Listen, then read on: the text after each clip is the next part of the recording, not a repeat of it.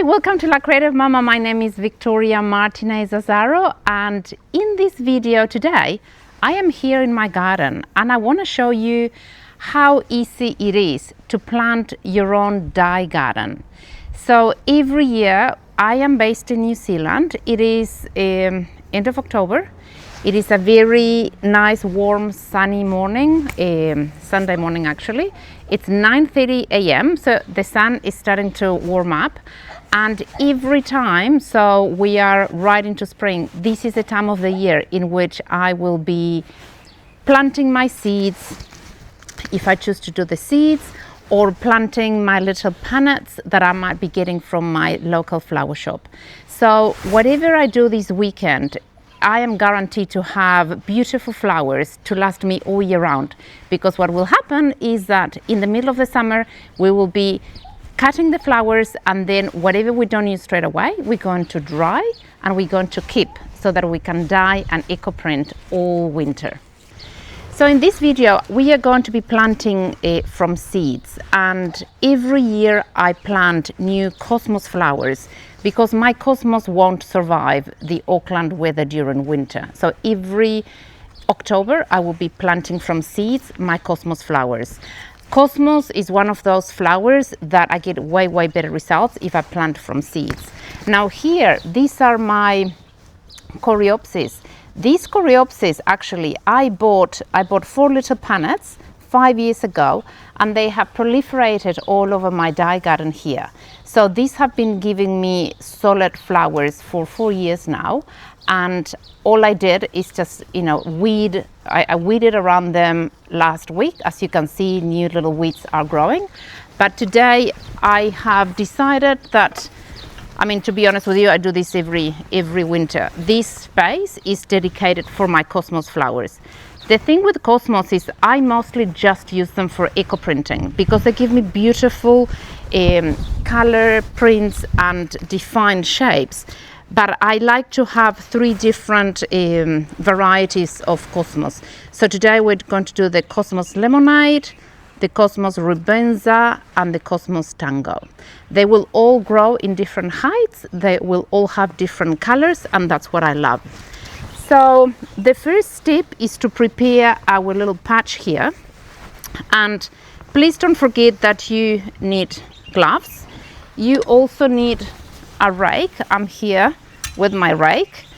You will need a little shovel, and you will also need some potting mix, okay? So the first step is to rake. So what we're doing here is we are preparing our soil. So I usually just do this, and with this I am just ensuring that I get rid of all the weeds and grasses that might have started to grow over winter. So just take your time. The good thing is that if you position yourself well, you do not put too much strain on your back. It will obviously depend on where you're doing this. But the good thing is, I don't have to be shoveling or doing anything like that. I'm just raking like that. If your soil is too dry, just make sure that you water it before doing this. It makes life so much easier. So remove all the weeds that you encounter, all the roots.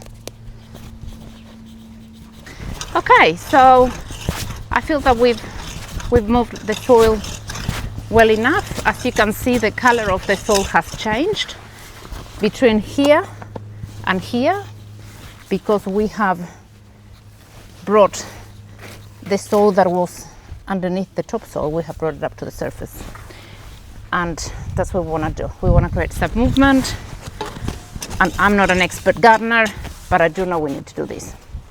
So the next step, I'm going to add some topsoil here. So I've got my potting mix here. I've already opened it, and you might need someone to help you to move the potting mix around. Make sure you always look after your bags. You don't want to end up in the physiotherapist after you're planting your dye garden. So all I'm doing here is I'm spreading a little bit of this potting mix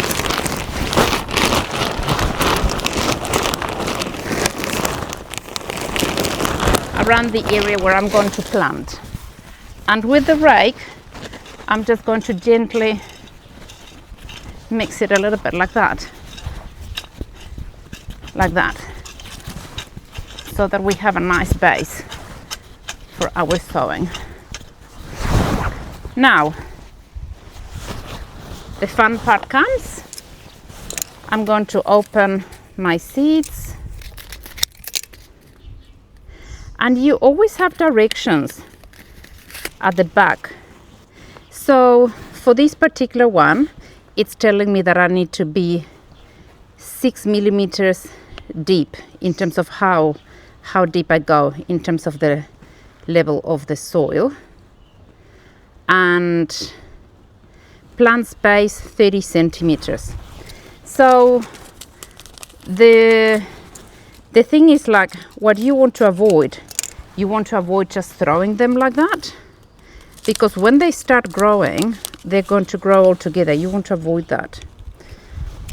These are the Cosmos Tango, and as you can see, they're long and skinny. So what I'm going to do, this will be my Tango, this will be my Rubensa, and this would be my Lemonade there. So I'm just going to put one there. It's quite hard to see, obviously. And then not all of them are going to take. So then I'm putting 2 like that, and I'm just trying to be putting them like 20 centimeters apart from each other. You get like around like 30 or 40 little seeds per packet, depends on the variety.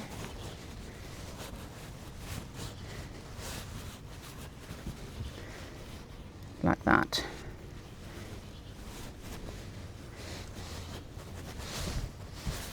Okay, so that's my Rubensa, my Tango ones, and I started here, and now we're just going to do the Rubensa.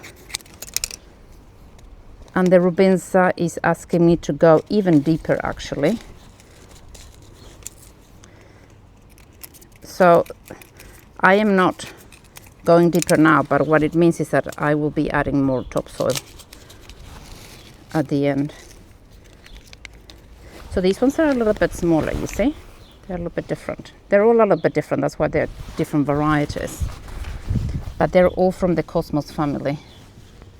And they all have like beautiful long stalks that grow really well. There we go. And now I need to add my Lemonade ones. And I'll show you, these ones are different as well. They look similar, but they're a little bit shorter than the first ones. Okay.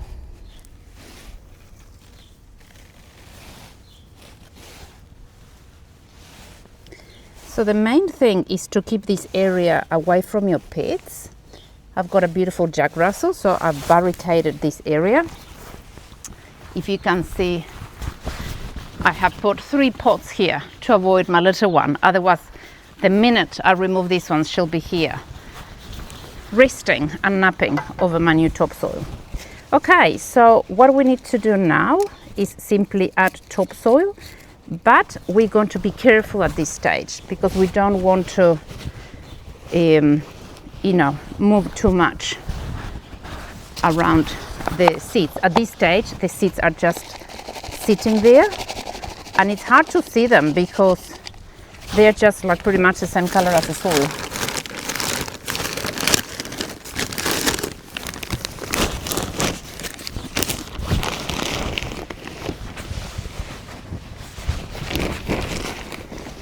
So I'm just adding the soil like that. And I needed to go 6 millimeters for some of them and 1.5 centimeters on some others. So I'm just going around 1.5 for all of them.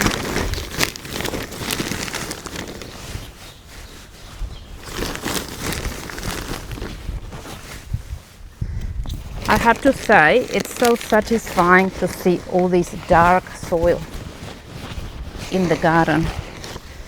I always know every time there's dark soil that I've done beautiful planting. Okay.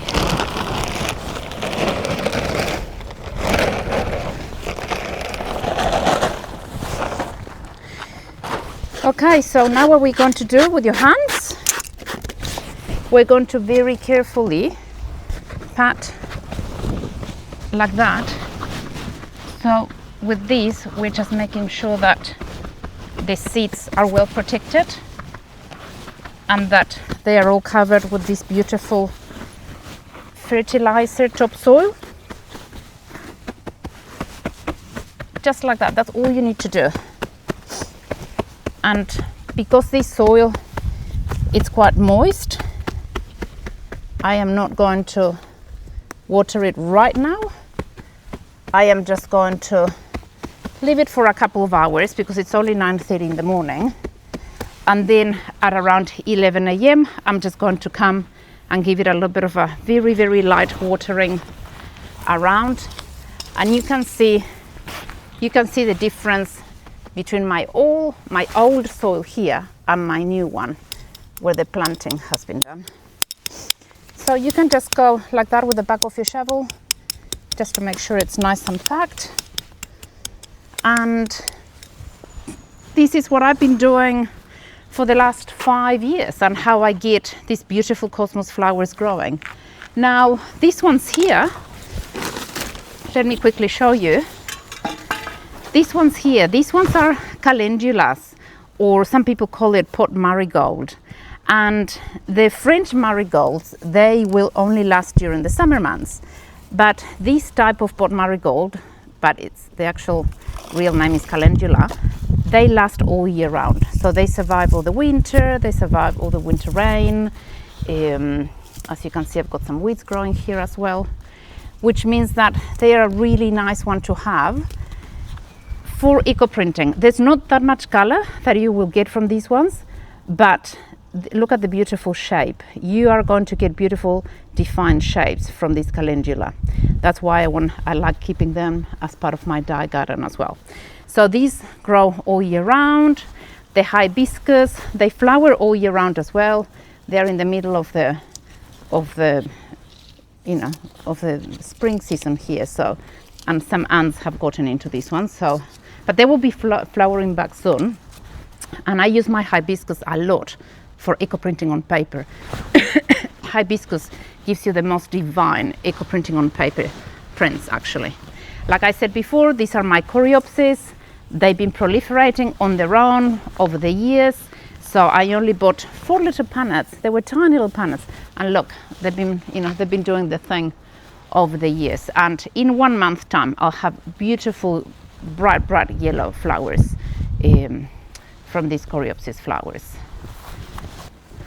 And over this rosemary plant here, we've got more hibiscus, more coreopsis, beautiful flowers that have proliferated, more calendulas, another hibiscus. And what I need to do now is I need to go to my local plant shop and get some little marigold punnets. I like to have little marigolds like that because I like looking at them, and they are amazing for natural dyeing with solid color as well as eco printing. The petals, they produce the most divine eco printing shapes.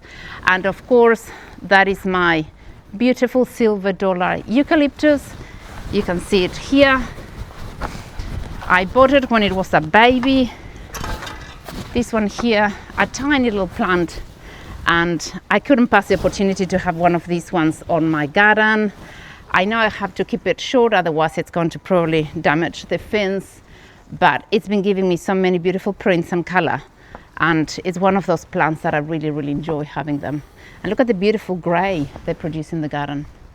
So that's it for me today. I really hope that you're inspired to do your own planting from seeds or from little punnets.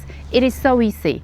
And underneath this video there is a link to a blog post with step-by-step photo tutorial for you to follow along as well. If you wanna, in the blog, I'm talking about pannets rather than seeds. So at least you have a little bit of you know, different options that you can do. So thank you so much for joining me. Please leave a comment if you have any questions. I would be delighted to answer them, and I'll see you next time.